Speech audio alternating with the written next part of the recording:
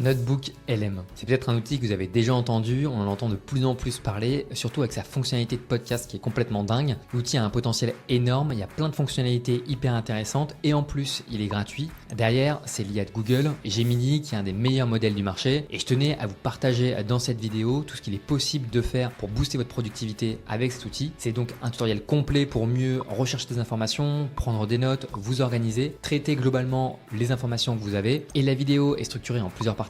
On va d'abord voir une démo de comment Notebook LM fonctionne. On va ensuite voir concrètement des exemples d'utilisation et les meilleures fonctionnalités. Et on va également aussi cerner un peu les limites de l'outil, dans quel cas ne pas l'utiliser et favoriser d'autres outils. Et enfin, le dernier point, c'est qu'on va voir la différence avec les autres outils existants de recherche d'informations comme Perplexity, mais également ChatGPT. Donc restez bien jusqu'au bout pour avoir un aperçu global de ces outils, de ce qu'il est possible de faire. Si vous appréciez ce contenu, n'oubliez pas de liker, de mettre un commentaire et de vous abonner à la chaîne. Ça me fait extrêmement plaisir pour continuer de vous partager du contenu vidéo. Et on va commencer directement sur notebooklm.google et on va voir comment ça fonctionne. C'est un assistant de recherche personnalisé boosté à l'IA avec le modèle de Google qui est Gemini, qui est l'un des meilleurs modèles du marché, l'un des plus puissants dans le top 3. L'outil est gratuit, il est hyper puissant pour analyser des sources et vous partager des informations sur ces sources précises. Ces sources, on va le voir, hein, ça peut être des documents, des CSV, des images, des URL YouTube, vidéo ou un copier-coller de notes. Vous allez voir, c'est très pratique. Et je tenais à vous faire un petit zoom sur un peu comment ça fonctionne. C'est-à-dire que vous allez lui partager des sources. Alors là, il y a un exemple PDF, mais en fait, ces sources, ça peut être n'importe lesquelles. L'outil va les transformer en texte. Il va découper ces sources en plein de petits morceaux textuels qu'il va stocker dans une base de données qui est vectorielle. En fait, dans un espace à plusieurs dimensions, il va positionner ces morceaux de texte dans l'espace pour que lorsque, en tant qu'utilisateur, je lui envoie des instructions, une demande, un prompt, il va récupérer, en fonction des instructions que je lui ai partagées, les morceaux qui se rapprochent le plus aux instructions pour les partager au modèle. Et ce qui est hyper intéressant sur Notebook, c'est que le modèle, il est fine-tuné, c'est le modèle Gemini, où il va répondre uniquement en s'appuyant sur les sources. Il ne va pas aller chercher d'autres informations et il partage précisément ses sources. C'est ça qui est hyper intéressant. C'est un peu comme un outil de base de connaissances personnalisé. Vous partagez des documents et vous allez pouvoir obtenir des informations depuis ces documents. Et on va comparer rapidement l'outil avec ChatGPT parce qu'on n'est pas du tout sur la même utilisation. Là, donc quand je suis sur Notebook LM Google, je fais cliquer essayer Notebook. Je vais pouvoir créer un notebook. Et ici, je vais pouvoir du coup partager mes docs. Donc là, j'ai un fichier avec plusieurs documents. Je vais juste en partager un. Et je vais voir la liste des sources que j'ai partagées qui va apparaître à gauche. Et directement, ce qui est bien, c'est que j'ai un résumé qui apparaît. Donc, le document présente des cas d'utilisation pratiques, etc. Il y a des questions qui sont suggérées. Et notamment, je peux facilement rédiger des FAQ, des sommaires, des guides d'études, une timeline, etc. Dans le cas où je lui envoie partage-moi les informations importantes du document, je vais faire la même chose en parallèle sur ChatGPT et on va voir la différence. En fait, la différence, elle va être assez explicite. Vous allez le voir. Je ne parle pas du délai de réponse, puisqu'en termes de délai de réponse, ChatGPT va être beaucoup plus rapide. Mais là, on a déjà la réponse de ChatGPT et en fait, on ne sait pas ce qu'il a pris du document, ce qu'il a reformulé. On n'a aucune idée d'où viennent ces informations par rapport au document. Ce qui est bien du coup ici, c'est que je vais avoir le condensé directement et à chaque phrase, à chaque bullet point, je vais avoir un petit 1 et je vais savoir exactement dans le document où est-ce que vient cette première phrase. Et en fait, on le voit, hein, chaque document, quand je clique sur le document, là, je peux avoir un résumé, je peux cliquer sur des sujets clés du document. Mais en fait, il a transformé le PDF en un texte brut avec toutes les informations, qui lui permet ensuite de rédiger des réponses. Voilà, et là, je pourrais mettre jusqu'à une cinquantaine de sources. Il y a une fiabilité de l'information sur Notebook LM qui est très puissant quand on fait de la recherche d'informations ou quand on veut générer du contenu depuis des sources en s'appuyant précisément sur ces contenus-là par rapport à ChatGPT. Donc là, je pourrais tout à fait renommer. Donc par exemple, moi, c'est sur les agents IA. J'ai récupéré pas mal de sources, donc je pourrais partager l'intégralité des autres sources. C'est tout ça, c'est des PDF, mais ce qui est bien, c'est qu'on a la possibilité de facilement gérer l'intégralité des sources. Alors là, les documents n'ont pas été nommés, donc c'est pas simple pour s'y retrouver, mais il y a quand même une utilisation qui est beaucoup plus pratique par rapport à ChatGPT. Et je vais revenir en fin de vidéo sur la différence avec les autres outils, Perplexity, ChatGPT. Et il y a un point que je voulais vous partager, c'est que la différence de NotebookLM, c'est que ce n'est pas un modèle d'IA comme ChatGPT, donc GPT-4o ou Gemini. On est quand même sur un outil qui exploite, qui utilise un modèle d'IA. Et du coup, il y a des particularités. C'est que par exemple, souvent quand on va utiliser un modèle d'IA, ce graphique qui est assez intéressant, c'est que je vais partager des documents. Plus je partage de documents, plus la précision ici, accuracy, donc l'axe des ordonnées, va baisser en termes de pourcentage sur une base de 0 à 100.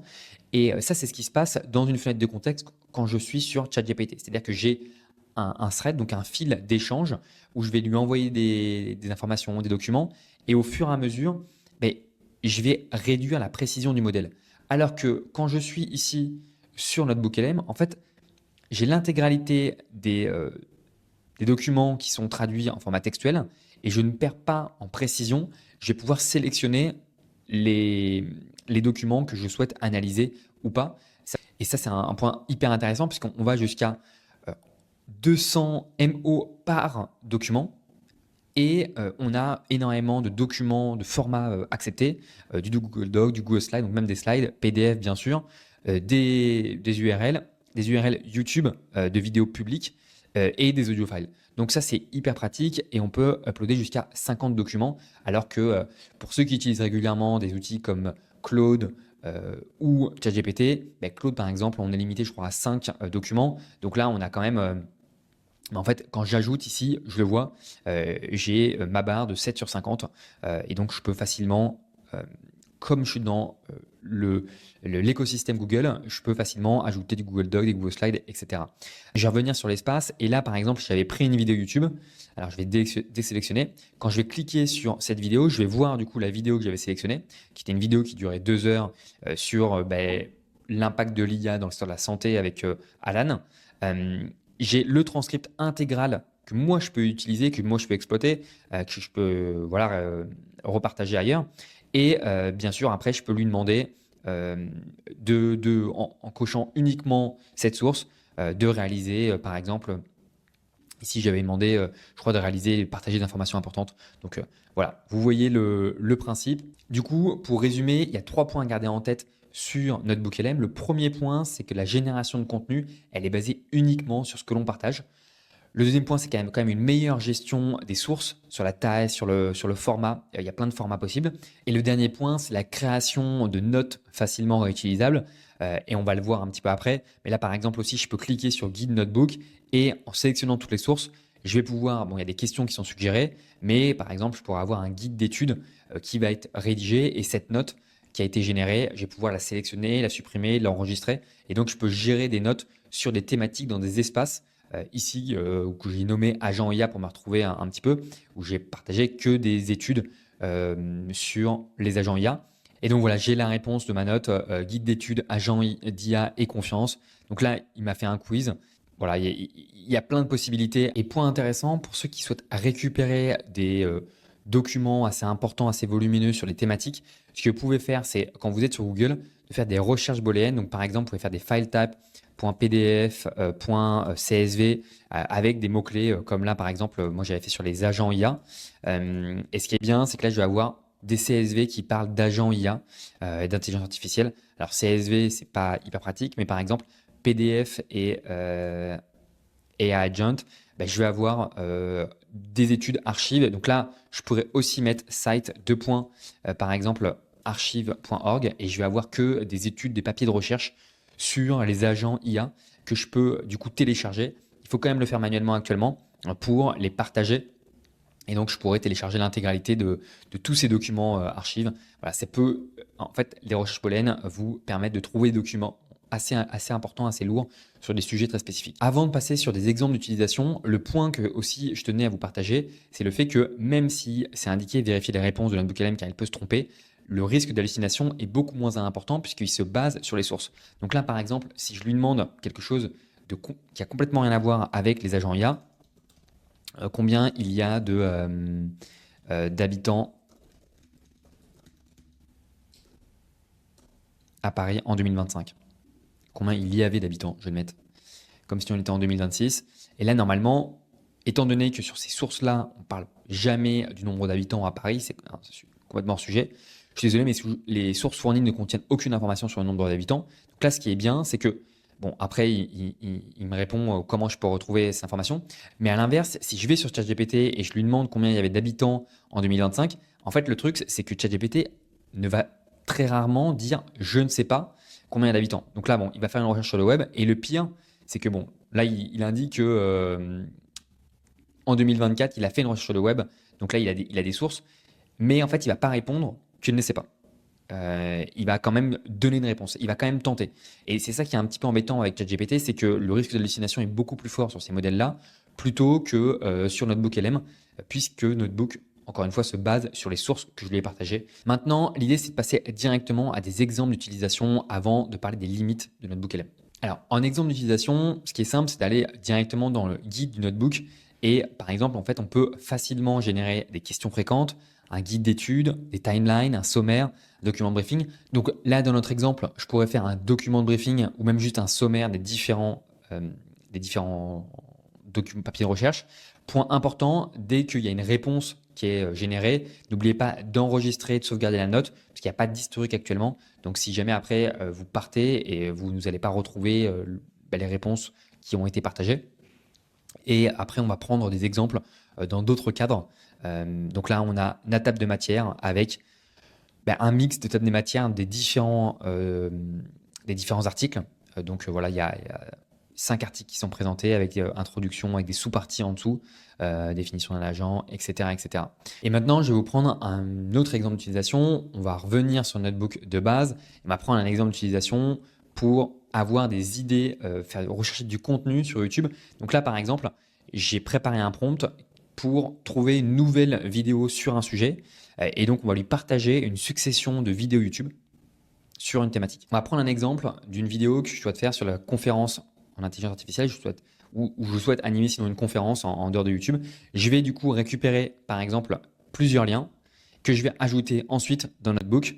Vous savez, je viens de finir d'importer toutes les vidéos. J'ai un petit prompt que j'ai préparé. Agis en tant qu'expert en contenu YouTube.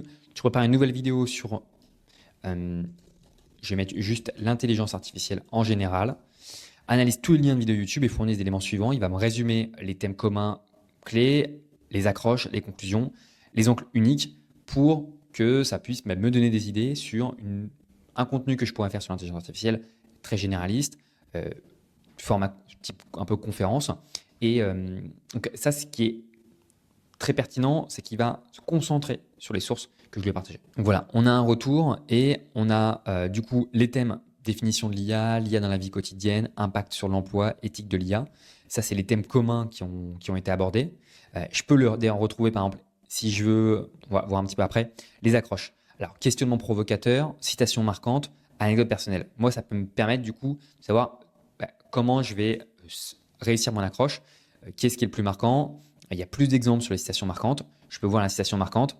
Alors là, je vois du coup la citation marquante ici et je pourrais continuer à voir les autres exemples ou par exemple anecdote personnelle. Alors anecdote personnelle, là, c'est assez long. C'est quand même tout ça. Ah ouais, non, mais là, il a carrément mis, donc là, je pense que c'est pas très correct. Mais voilà, on a des exemples. Angle unique, comment les machines peuvent-elles atteindre l'intelligence artificielle? Conférence de Yann Lequin, cette vidéo nana, les aspects techniques. Voilà, on va pas parcourir tout en détail, mais en fait, ça vous donne quand même une base très complète pour aller chercher des idées, des exemples pertinents, etc. Donc bien sûr, vous trouverez ce prompt à disposition dans la communauté. On va prendre un autre exemple maintenant d'utilisation, c'est une analyse de positionnement en partageant des URL de site web. Donc là, par exemple, on va mettre analyse de positionnement. On va prendre un exemple qui est la mutuelle entreprise. On avait vu Alan. On va du coup pouvoir prendre Alan et on va mettre partager d'autres sites. On va copier les liens, on va ajouter dans un nouveau notebook et ici URL, on va pouvoir les faire. Je reviens juste après avoir fait sur 5 sites. Donc ça y est, je viens d'ajouter les sites et donc là, par exemple, je vais mettre en tant qu'expert marketing dans le domaine de la santé, analyse des pages d'accueil des sites web des concurrents et fournir un résumé détaillé. Donc là, il va me faire un résumé selon les 4 points que je vais partager, les principaux messages, les services mis en avant, la cible principale, et le ton général. Et en fait, ce qui est vraiment pratique, encore une fois, c'est qu'à la différence de ChatGPT, il va se concentrer sur ces 5 sites que je lui ai partagés et je vais pouvoir retrouver les informations qui sont partagées. Donc ici, dans le principal message, je vois les services, la cible, le ton. Voilà, c'est un exemple. Encore une fois, je pourrais enregistrer cette note ici et me concentrer sur du coup Mutuelle Entreprise. Juste avant de vous parler des limitations de Notebook LM, je tenais à vous parler d'une fonctionnalité qui a fait beaucoup de bruit, ici accessible dans le guide du Notebook. C'est l'aperçu audio. Donc, c'est la génération d'une conversation, d'un podcast sur la base des sources que vous lui partagez. Ce qui est hyper agréable puisque vous allez pouvoir passer du coup de texte de une dizaine, vingtaine, jusqu'à 50 documents, PDF, peu importe, slides que vous partagez à une discussion sur la thématique du coup de votre note. Et aujourd'hui, essentiellement accessible en anglais. En fait, il y a un petit twist pour pouvoir générer ici un podcast en français, vous allez entendre. Dans le monde fascinant des agents d'IA. Ah oui, il faut éviter de se laisser aveugler par des chiffres qui ne reflètent pas la réalité. Tout à fait.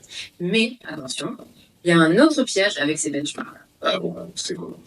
Eh bien, ils sont sensibles. Voilà, et donc en fait, ça, je peux le télécharger et je peux du coup l'écouter, ce qui est quand même beaucoup plus agréable que me taper plusieurs dizaines de contenus. Et donc, pour le faire, en fait, là, par exemple, j'ai sélectionné les sources.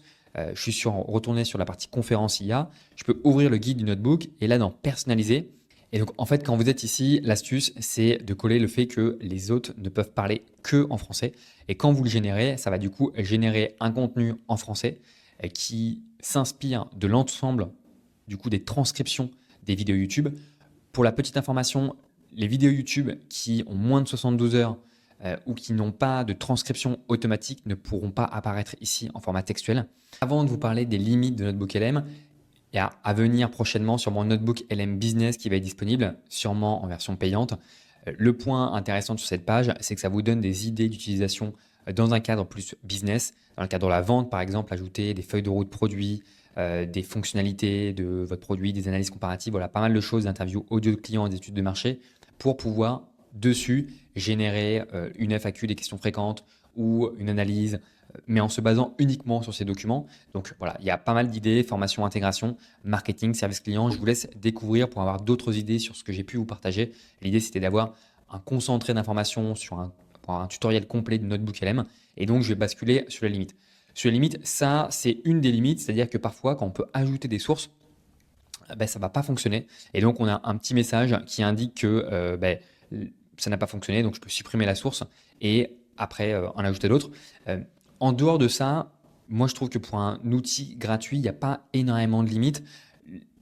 La contrainte, principalement, c'est, et en même temps, c'est un avantage, le fait qu'il se concentre en fait sur uniquement les sources qu'on a partagées ici. En fait, ça limite l'utilisation en dehors de ces sources. Donc, c'est-à-dire pour générer du contenu, pour aller un petit peu plus loin. Et donc, il y a un vrai intérêt à retourner sur ChatGPT. On a notamment, par exemple, une fonctionnalité sur ChatGPT qui est Canva. En fait, cette fonctionnalité Canva, elle va permettre de facilement éditer à la fin de la génération. Là, j'ai fait un exemple très basique parce que je sais que ça allait aussi s'exécuter dans Canva, ce type de blog. Et là, en fait, ce qui est bien, c'est que je vais pouvoir beaucoup plus facilement éditer les informations, peaufiner, etc. Donc, c'est quand même complémentaire dans le sens où une fois que vous avez des informations qui ont été extraites précisément des sources et que vous souhaitez aller plus loin, ça peut être aussi de l'analyse de données, la génération de graphiques, etc. De basculer ensuite sur ChatGPT est une bonne idée. Voilà, peu importe le modèle que vous pouvez utiliser. N'hésitez pas à me dire ce que vous pensez de Notebook LM. Si vous n'avez pas utilisé, je vous invite vraiment à l'utiliser dans le cadre de recherche, de partage de documents. On l'a vu sur l'import des sources et surtout la variation des formats possibles en upload. Voilà, c'est quand même un outil très puissant avec cette fonctionnalité audio qui va bientôt être accessible en français ou sinon il y a ce twist de pouvoir transformer le contenu en français.